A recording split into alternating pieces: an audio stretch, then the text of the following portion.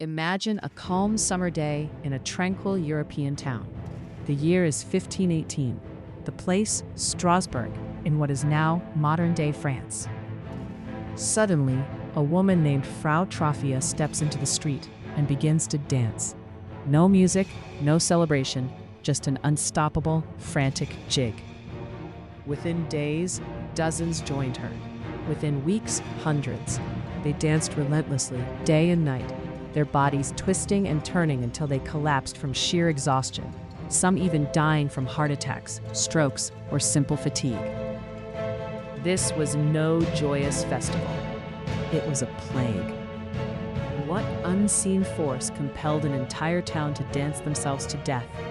Get ready, because history's most bizarre epidemic will make you question the very limits of the human mind.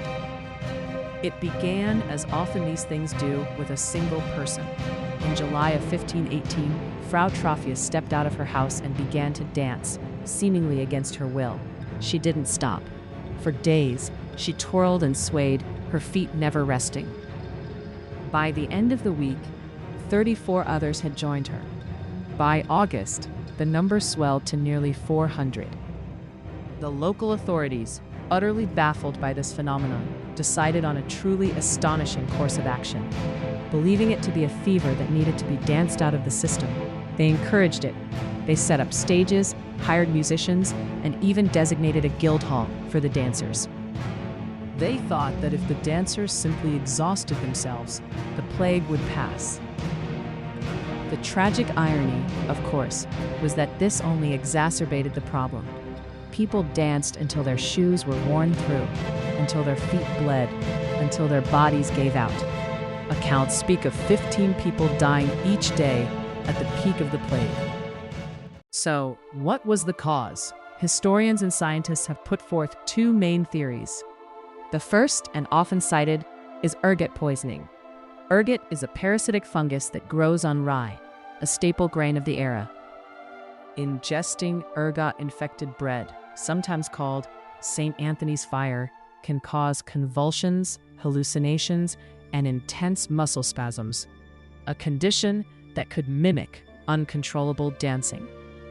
However, modern scholars increasingly lean towards the second theory, mass psychogenic illness, or mass hysteria. Imagine a populace already living under immense stress, famine, disease, poverty, and severe religious oppression were rampant.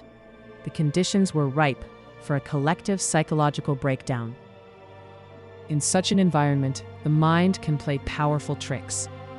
If one person began to dance, perhaps fueled by stress or a minor physical ailment, the extreme suggestibility and shared anxiety of the community could cause the behavior to spread like wildfire.